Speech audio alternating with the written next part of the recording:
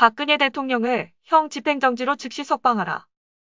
서울 동부구치소에서 1월 3일 현재 중국 코로나 확진자가 1084명으로 늘어났다. 전체 수용자의 거의 절반에 달하는 숫자이며 후진국형 참사가 아닐 수 없다. 소위 K방역의 적나라한 민낯이다. 확진 판정을 받은 수감자 1명이 사망했으며 수감자들은 살려달라고 비명을 지르고 있다. 동부구치소 수감자들이 서둘러 이송된 전국 다른 교도소에서도 추가로 확진자가 나오기 시작했다. 박근혜 대통령이 수감돼 있는 서울구치소에서도 12월 22일 2명의 확진자가 발생했고 작년 12월 31일 그중 1명은 사망했다고 법무부가 발표했지만 이후 수용자 전원에 대한 검사 결과를 아직도 공개하지 않고 있다.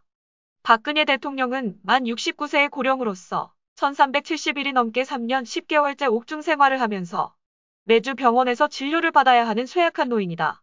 박근혜 대통령에 대한 탄핵과 유죄 판결은 증거가 없는 정치적 숙청이었음이 드러났다. 그에 대한 30년 징역형과 180억 원의 벌금형은 문명국가에서 유례를 찾기 힘든 야만적인 정치보복이다. 우리는 박근혜 대통령에 대한 사면이나 인도적 배려를 요구하는 것이 아니다.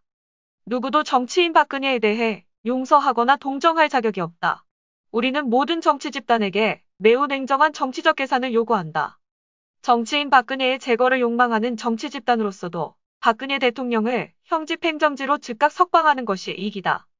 만에 하나 박근혜 대통령이 중국 코로나에 감염된다면, 그래서 비극적인 사태로 이어진다면 정치인 박근혜는 정치적 순교자로 완성된다.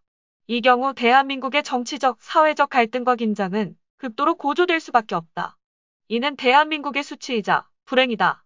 이낙연 더불어민주당 대표가 1월 1일 이명박 박근혜 대통령에 대해 문재인 씨에게 사면을 건의하겠다고 한 것, 또한 가짜보수 조중동과 국민의힘 지도부가 사면에 동조하고 나선 것은 구역질나는 정치위선에 지나지 않는다.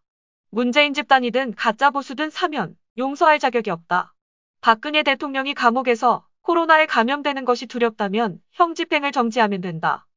박근혜 대통령에게 불행한 일이 발생할 경우 모든 책임은 정치인 박근혜의 영구 제거를 욕망하는 문재인 정권 및 가짜보수, 조중동과 국민의힘 지도부에게 있음을 분명히 밝힌다. 2021년 1월 5일 리솔 리버티 현대